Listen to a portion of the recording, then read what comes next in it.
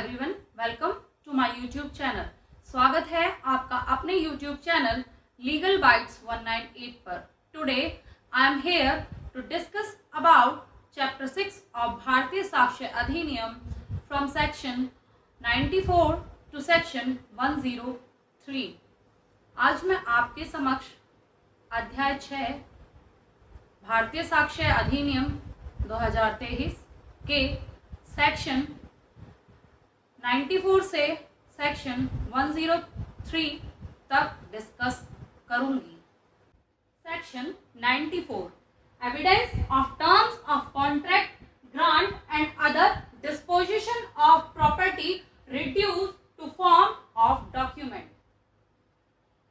When the terms of contract grant और other disposition of property have been written down in a document, or if law requires them to be in writing, means जब किसी contract के कोई terms या कोई अनुदान की शर्तें या किसी प्रॉपर्टी के डिस्पोजन की शर्तें लिखित में लिखी गई हैं और वह शर्तें कानून के अनुसार किसी दस्तावेज में लिखी गई हैं, तब only the document itself or a valid secondary proof allowed by law, means या तो जो दस्तावेज है जिसमें शर्तें लिखी गई हैं वह अलाउड होगा एज ए एविडेंस, या फिर उसका कोई वैलिड सेकेंडरी एविडेंस अलाउ होगा to prove those terms in court.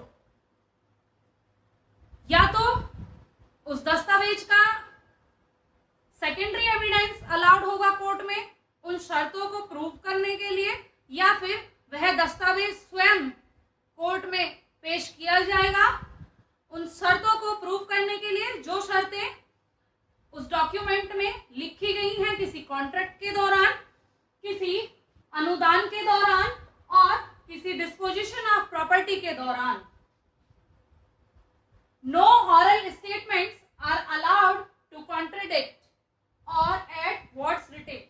कोई भी मौखिक दस्तावेज, कोई भी मौखिक साक्ष्य कोर्ट में अलाउ नहीं किया जाएगा उन टर्म्स को प्रूव करने के लिए जो टर्म्स डॉक्यूमेंट में रिटन थे किसी कॉन्ट्रैक्ट के दौरान, किसी ग्रांट के दौरान या डिस्पोजिशन ऑफ प्रॉपर्टी के दौरान जो शर्तें उस दस्तावेज में लिखी गई थी, वह शर्तें मौखिक साक्ष्य देकर प्रूव नहीं की जा सकती। उन शर्तों को कौन प्रूव करेगा? या तो वह डॉक्यूमेंट खुद प्रूव करेगा या फिर उसका कोई वैलिड सेकेंडरी एविडेंस उन शर्तों को प्रूव करेगा। Under section 94 there are 2 exceptions which are given and 3 explanations which are given under section 94. Let us discuss about exception 1. If a public officer is required by law to be appointed in writing, जब किसी लोक अधिकारी की नियुक्ति लिखित में जरूरी है and it is shown the person has actually acted in that position, the written appointment document need not to be produced in court. जब किसी लोक सेवक की नियुक्ति लिखित में अनिवार्य है और यह लगता है कि उस पद पर वह काम कर चुका है या रहा है, तो जो रिटन डॉक्यूमेंट है अपॉइंटमेंट का वो कोर्ट में प्रोड्यूस करने की जरूरत नहीं है, क्योंकि उसका उस पोजीशन पर काम करना अपने आप में एक वैलिड प्रूफ माना जाएगा। Exception 2. A will that has been admitted to probate in India can be proved just by presenting the probate. Means अगर कोई will जो कि इंडिया में सप्रमाण द्वारा प्रूव की गई है या एडमिट हुई है, तो उसे प्रूव करने के लिए जो प्रोबेट विल है वही काफी है। उसका ओरिजिनल डॉक्यूमेंट, उस विल का ओरिजिनल दस्तावेज लाने की कोर्ट में या पेश करने की कोई आवश्यकता नहीं है। Explanation 1. This section covers both cases where the terms are in single document and those where they are in multiple documents.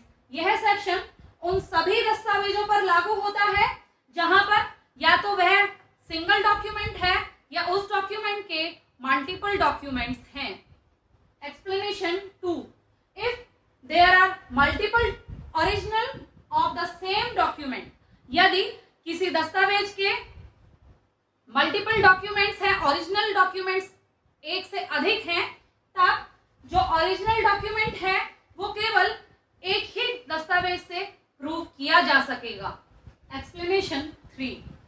If a document mentions a fact that is not a part of the core contract, grant or property terms, oral evidence can be allowed to prove that other fact.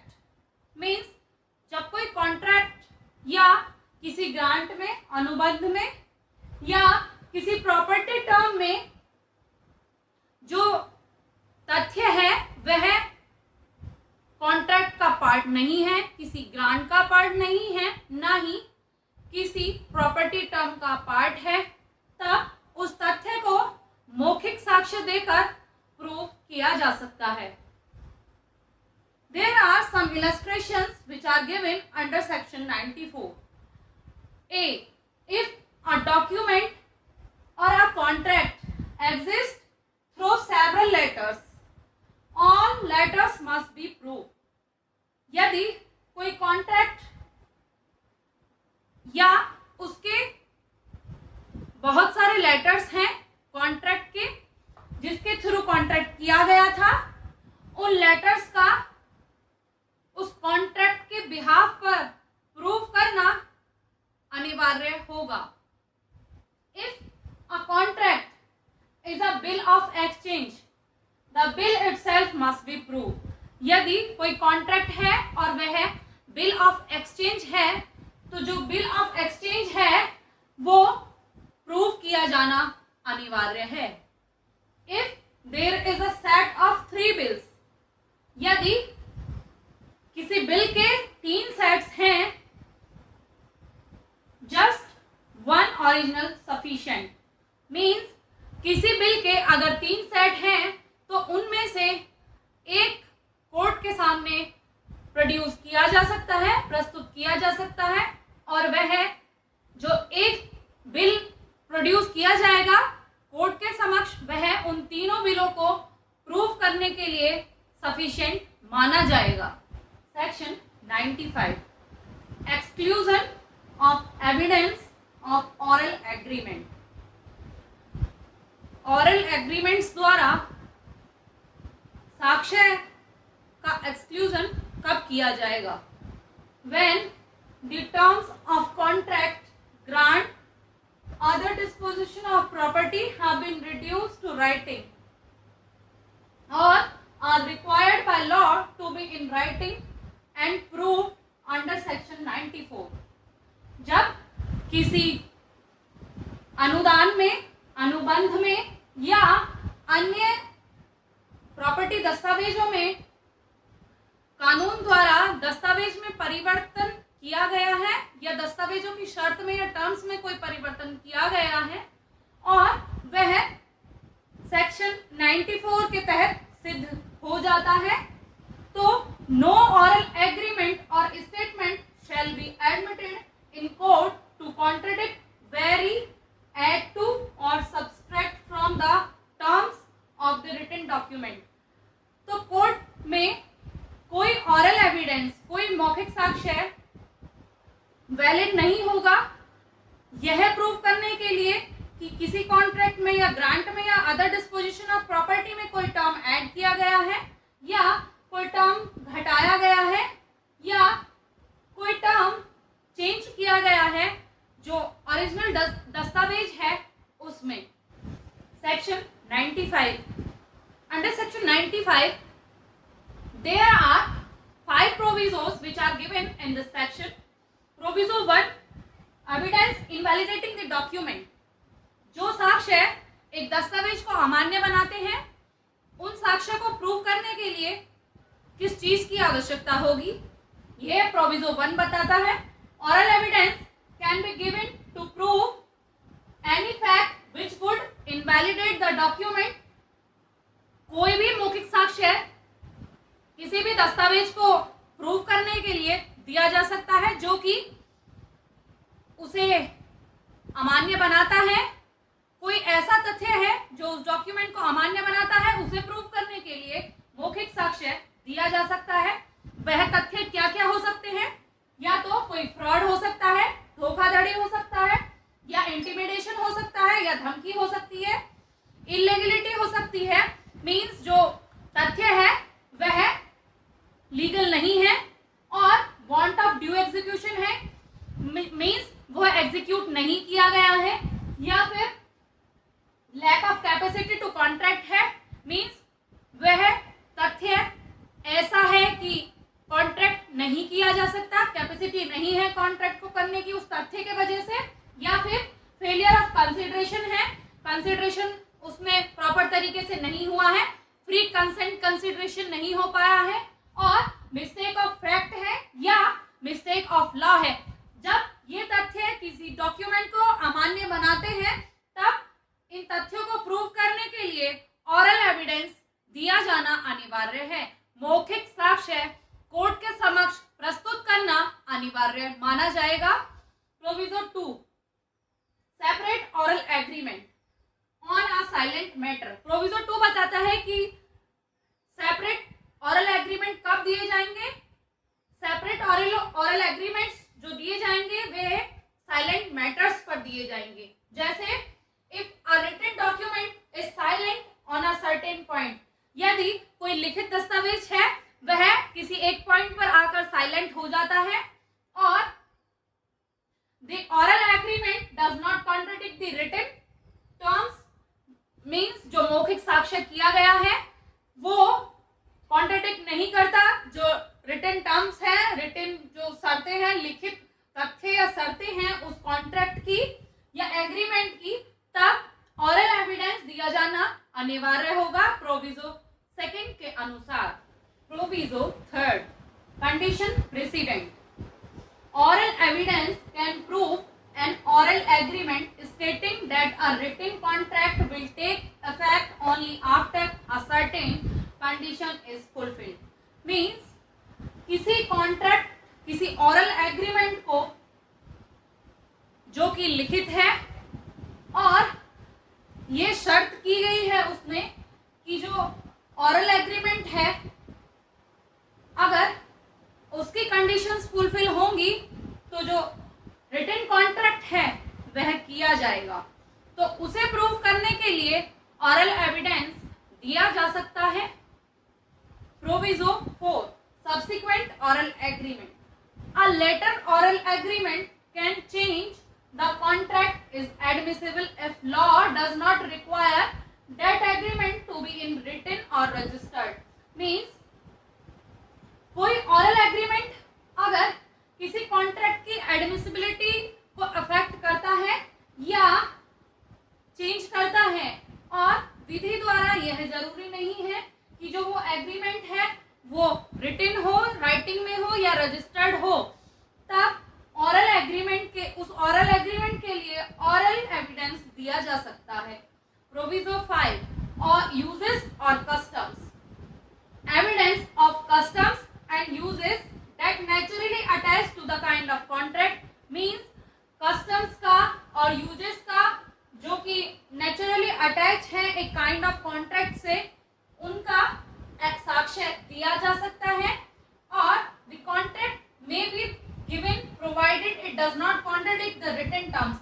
और जो contract है उसमें यह दिया गया है कि जो custom है, uses है, वो जो कॉन्ट्रैक्ट है उसका जो रिटन टर्म्स हैं, उसकी जो लिखित शर्तें हैं वह उन्हें अफेक्ट नहीं करेंगे। तो उसे प्रूव करने के लिए एविडेंस दिया जा सकता है। Proviso 6 clarification of language. Oral evidence can explain existing fact. Oral evidence means मौखिक साक्ष्य एग्जिस्टिंग फैक्ट्स को एक्सप्लेन करने के लिए और जो कॉन्ट्रैक्ट है उसकी या कोई डॉक्यूमेंट है उसकी लैंग्वेज को क्लैरिफाई करने के लिए बहुत अनिवार्य होगा और उसे प्रूव करने के लिए, उसकी क्लैरिफिकेशन देने के लिए ऑरल एविडेंस देना अनिवार्य हो सकता है। Illustration, example 1, a marine insurance policy covers good ship from Kolkata to Visakhapatnam. एक मैराइन इंश्योरेंस पॉलिसी है जिसमें यह लिखा गया है कि जो शिप है वह माल लेकर कोलकाता से विशाखापट्टनम जाता है। Oral evidence that a particular ship was excluded is not admissible. Oral evidence उस चीज का कि जो पर्टिकुलर शिप था वह माल लेके नहीं जा पाया या वह बाहर रह गया, तो उस चीज के लिए ऑरल एविडेंस एडमिसेबल नहीं किया जाएगा। Example 2, a promissory note says payment due on 1 मार्च। एक प्रोमिसरी नोट है और वह यह बताता है कि जो ड्यू पेमेंट है वो 1 मार्च को फुलफिल की जाएगी। Oral evidence saying payment will be made on 31 March, और ऑरल एविडेंस और मौखिक साक्ष्य यह दर्शाता है कि जो पेमेंट है वो 31 मार्च को की जाएगी। जो ऑरल एविडेंस है और ये कह रहा है कि जो पेमेंट है वो 31 मार्च को की जाएगी, वो एडमिसेबल नहीं होगा। मीन्स हमें इन 2 एग्जाम्पल्स से यह पता लग रहा है कि जो ऑरल एविडेंस है किसी भी डॉक्यूमेंट के बारे में या किसी भी थिंग के बारे में, जैसे कि यहाँ पर शिप के बारे में है या फिर यहाँ पर एक पेमेंट के बारे में है, तो वह डॉक्यूमेंट जो उस डॉक्यूमेंट के अंदर लिख रहा है वह तो वैलिड होगा, बट अगर उस डॉक्यूमेंट के बारे में ऑरली कोई चीज एडमिट की गई है या उस डॉक्यूमेंट के बाहर कोई चीज ऑरली एडमिट की गई है, जैसे कि एग्जाम्पल 2 में की गई है कि payment will be made on 31 March and the promissory note which is the document tells that the payment due on 1 मार्च, कि पेमेंट 1 मार्च को फुलफिल की जाएगी, बट ऑरली क्या बोल रहा है कि जो पेमेंट है वह 31 मार्च को फुलफिल की जाएगी। तो जो वो ऑरली सेइंग है कि पेमेंट 31 मार्च को की जाएगी वह एडमिसेबल नहीं होगी। मींस मौखिक साक्ष्य किसी भी डॉक्यूमेंट के बारे में, रिटन डॉक्यूमेंट के बारे में या किसी रिटन स्टेटमेंट के बारे में या कोई रिटन फैक्ट के बारे में एडमिसिबल नहीं होगी कोर्ट में, because the document itself is the evidence to prove the statement और फैक्ट। सेक्शन 96, संदिग्ध दस्तावेजों को स्पष्ट करने या उन्हें अमेंड करने के लिए अपवर्जन, यह सेक्शन 96 बताता है exclusion of evidence to explain और amend ambiguous document when the language used in a document is on its face ambiguous और डिफेक्टिव। जब किसी दस्तावेज की जो लैंग्वेज है, भाषा है, वह डिफेक्टिव है, evidence may not be given of facts which shows its meaning or supply its defect। उसे यह साबित करने के लिए कि जो लैंग्वेज है वह सही की जा सकती है या वह किस तरीके से यूज की गई है, उसे साबित करने के लिए एविडेंस नहीं दिया जा सकता, साक्ष्य नहीं दिया जा सकता। For example, a deed contains blanks. एक डीड है जो कि रिक्त स्थान कंटेन करती है। Evidence can not be given of facts. उसके तथ्यों का एविडेंस नहीं दिया जा सकता जो कि यह दर्शाते हैं कि जो ब्लैंक्स हैं उसमें जो डीड में दिए हुए हैं वे कैसे फिल किए जाएंगे। इस चीज के लिए कोर्ट में हम कोई एविडेंस नहीं दे सकते। मीन्स सेक्शन 96 हमें यह बताता है कि अगर किसी लैंग्वेज में, किसी डॉक्यूमेंट की लैंग्वेज में अगर कोई त्रुटि है, कोई डिफेक्ट है, तो उसे प्रूव करने के लिए साक्ष्य, उसे सही प्रूव करने के लिए हम साक्ष्य नहीं दे सकते या फिर उसे अमेंड करने के लिए कोई साक्ष्य नहीं दिया जा सकता। Section 98, exclusion of evidence as to document in meaning in reference to existing facts.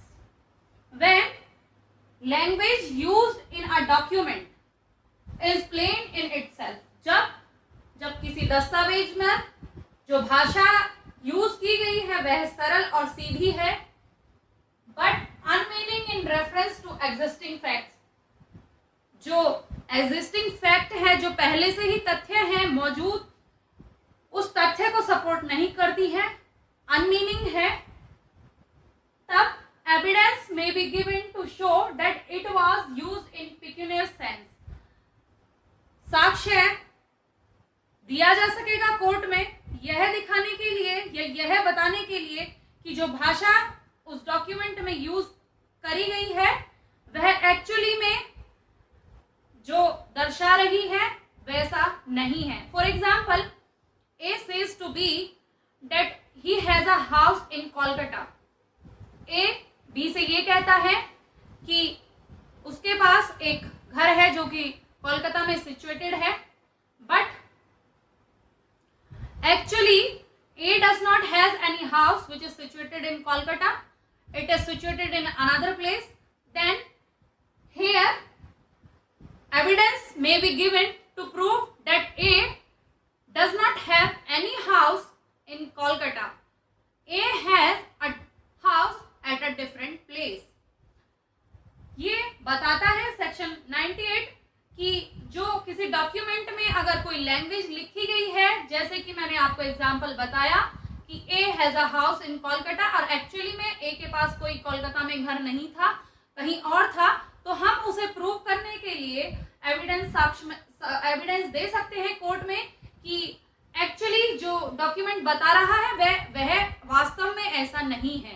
Section 97 exclusion of evidence against application of document to existing facts.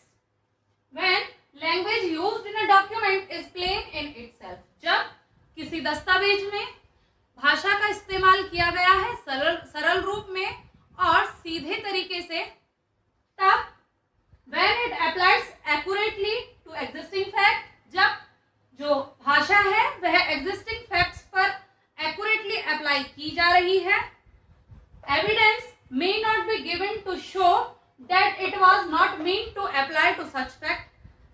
Evidence इसलिए नहीं दिया जा सकेगा कि जो भाषा है वह existing facts पर या किसी ऐसे तथ्य पर accurately apply नहीं की गई है। For example, A sells to B by deed. A ने B को deed द्वारा एक प्रॉपर्टी सेल की, जिसका डीड में एंटाइटलमेंट जो था वह था my estate at Rampur containing 100 bighas, कि मेरी एक संपदा जो कि रामपुर में सिचुएटेड है वह 100 बीघे की है। And A actually have such estate, और ए के पास ऐसी संपदा है भी, एक्चुअली में accurately he have such estate in Rampur which contains 100 बीघास, then evidence may not be given of the fact. तो एविडेंस नहीं दिया जा सकेगा उस तथ्य का जो कि उस स्टेट को यह बताता है कि हाँ कि वह स्टेट बेची जा रही है या नहीं, या वह स्टेट वो है जो बेची जा रही है वह किसी और स्थान पर सिचुएटेड तो नहीं है, या फिर जो स्टेट वह बेचने जा रहा है या बेची जा रही है, जिस स्टेट को बेचने की बात डीड में की गई है वह स्टेट किसी डिफरेंट साइज की तो नहीं है, कि वह 100 बीघे से कम या ज्यादा तो नहीं है। ये फैक्ट्स कोर्ट में प्रूव नहीं किए जा सकेंगे। Section 99 evidence as to application of language which can apply to one only several persons.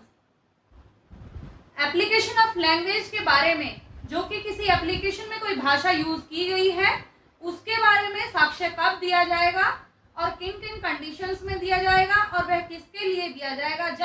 जब एक एप्लीकेशन में भाषा दी गई है और उसमें 2 व्यक्तियों का जिक्र करा गया है और उस एप्लीकेशन की भाषा से हमें ये नहीं लग रहा कि वह किस व्यक्ति के लिए यूज की गई है, तब क्या साक्ष्य मान्य होगा?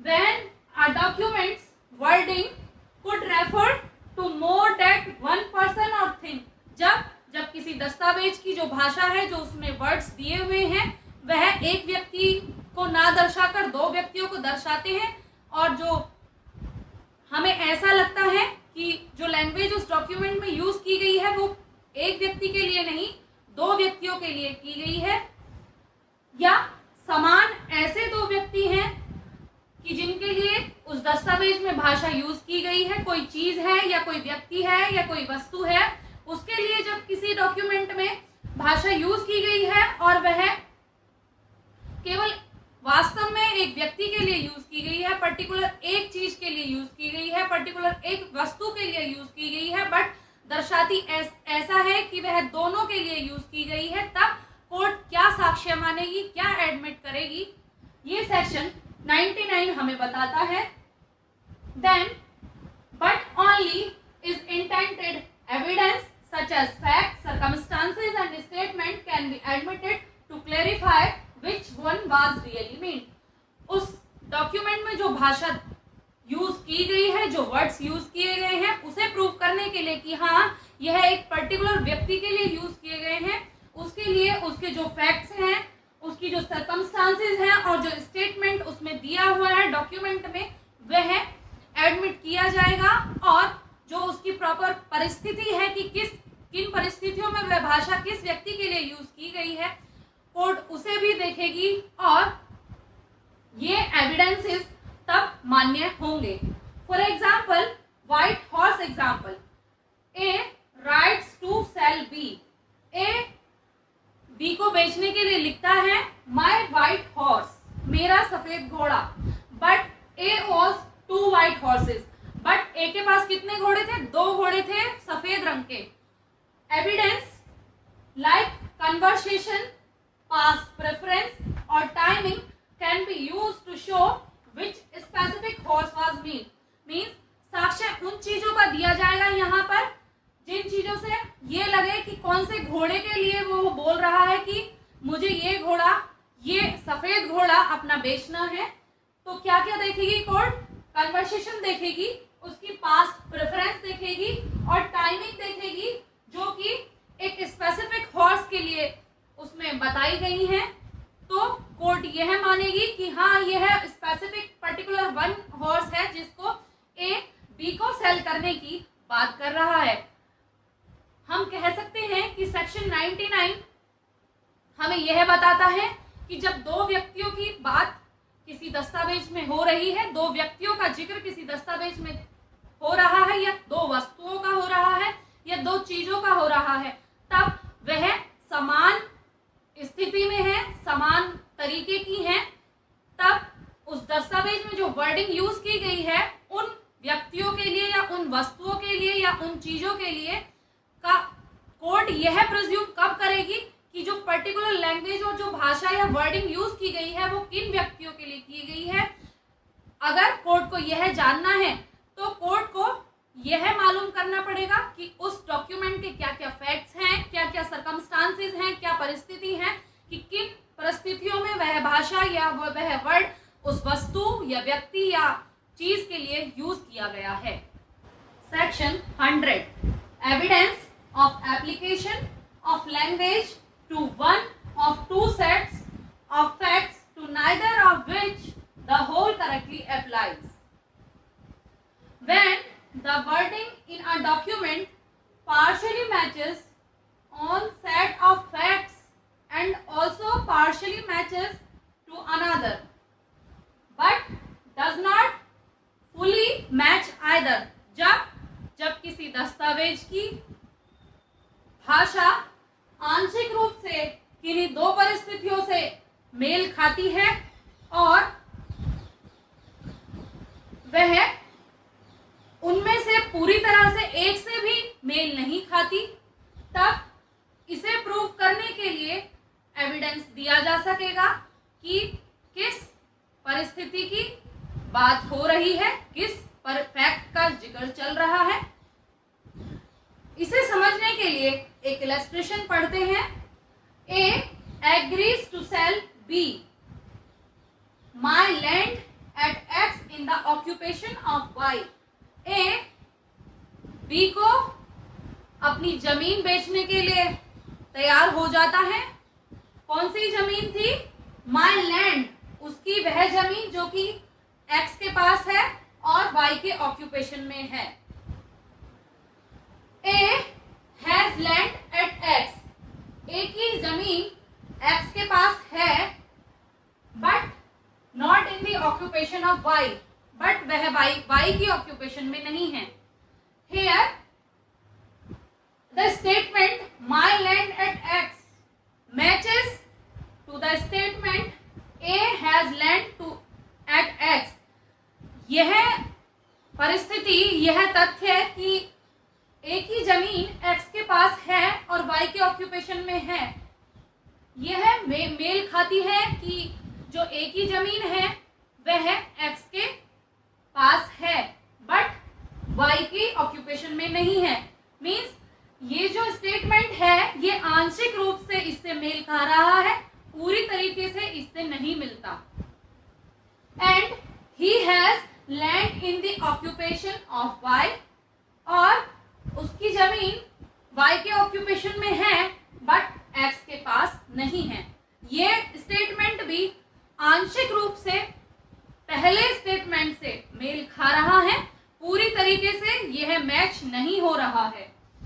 तो इसे प्रूव करने के लिए कि एक कौन सी जमीन बेचना चाह रहा है और इसके क्या फैक्ट्स हैं जिससे ये पता लगाया जाए कि ए कौन सी लैंड सेल करना चाह रहा है, इसके लिए कोर्ट में साक्ष्य पेश किया जा सकेगा।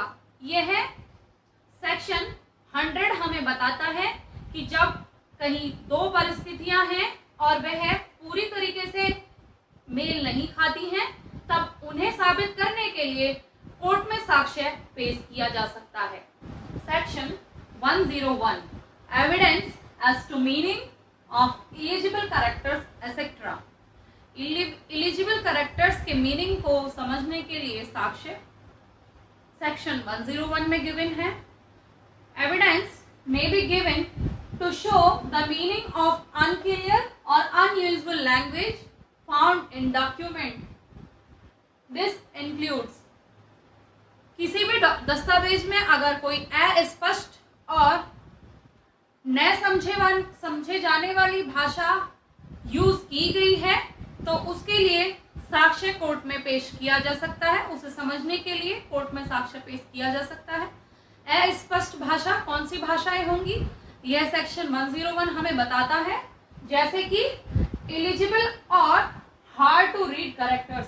मीन्स अस्पष्ट और वे कैरेक्टर्स, वे उस तरीके की भाषा जो पढ़ी ना जा सके, जिसे पढ़ने के लिए बहुत कठिनाई उठानी पड़े। एनी फॉरेन टर्म, कोई भी विदेशी टर्म, कोई भी विदेशी लैंग्वेज या भाषा।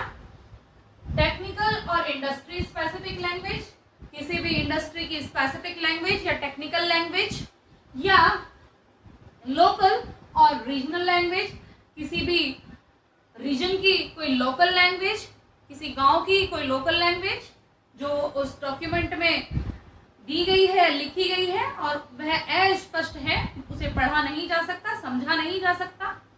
और वर्ड्स यूज इन अनयूजुअल और पर्सनल सेंस, और पर्सनल सेंस के लिए मीन्स व्यक्तिगत अर्थ के लिए जो वर्ड्स यूज किए जाते हैं वे, और एब्रिविएशंस इसके अंदर आएंगी और इन्हें प्रूव करने के लिए कोर्ट में साक्ष्य पेश किया जा सकता है। Illustrations, suppose A is a sculpture, means कोई ए व्यक्ति है, वह एक मूर्तिकार है। Agrees to sell B, B को बेचने के लिए तैयार होता है क्या? ऑल माई मोड्स, मीन्स उसकी जितने भी पेंटिंग्स हैं, उसने जो भी मूर्तियां बनाई हैं वह उन्हें सभी को बेचने के लिए तैयार हो जाता है बी को।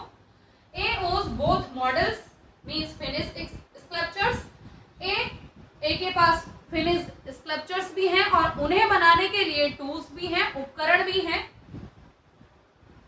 Modes could refer to either,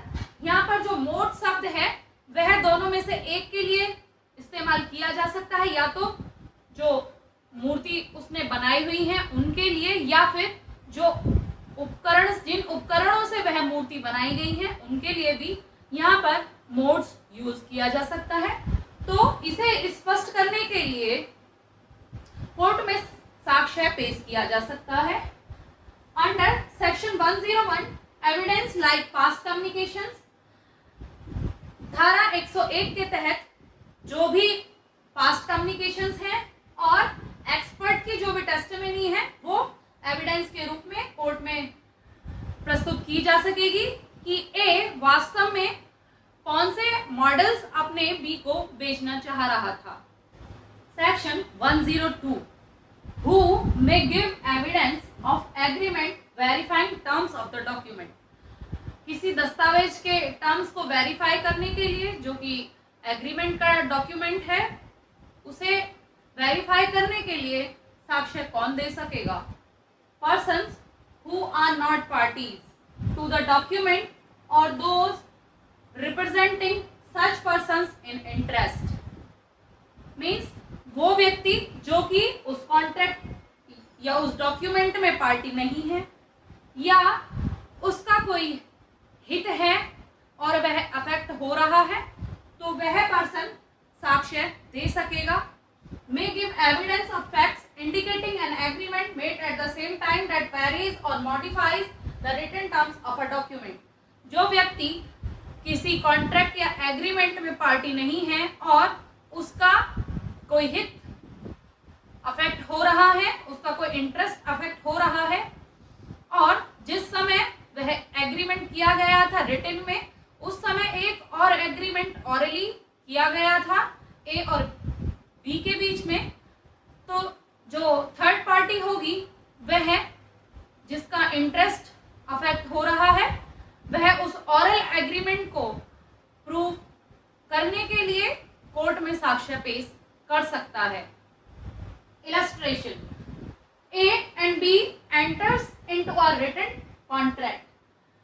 A और B दो व्यक्ति हैं, वो एक रिटन कॉन्ट्रैक्ट में एंटर करते हैं where B agrees to sell cotton to A, जहां पर B एग्री हो जाता है कि वह A को कपास बेचेगा, कॉटन बेचेगा, to be paid for upon delivery, और A को वह ए बी को डिलीवरी पर पेमेंट देगा और at the same time they also agree orally that A will receive 3 months credit, और ए और बी जो है वो ऑरली इस बात पर भी एग्री होते हैं कि ए को 3 महीने का क्रेडिट भी मिलेगा। Here A and B cannot use oral agreement, यहाँ पर ए और बी उस ऑरल एग्रीमेंट को यूज नहीं कर सकते, उस ऑरल एग्रीमेंट को प्रूव नहीं कर सकते जो कि दोनों पार्टीज के बीच में हुआ था कि ए को 3 month का क्रेडिट मिलेगा, इंटरेस्ट दिया जाएगा उसे। However, C here with who is third party can testify about the oral agreement if it impacts C's interest। यहाँ पर C जो कि थर्ड पार्टी है और उनके ऑरल एग्रीमेंट से, उनके ऑरल कॉन्ट्रैक्ट से जो ए और बी के बीच में हुआ था उससे सी का इंटरेस्ट अफेक्ट हो रहा है, तो सी इसे प्रूव करने के लिए जो उनके बीच में ऑरल एग्रीमेंट हुआ था कि ए को 3 महीने का क्रेडिट दिया जाएगा बी द्वारा, इसे प्रूव करने के लिए सी कोर्ट में एविडेंस पेश कर सकता है।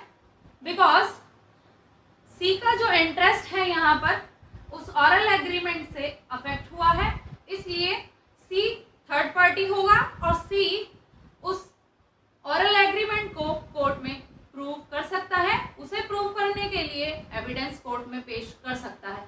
यह सेक्शन 102 हमें बताता है। Section 103 saving of provisions of Indian succession act relating to will.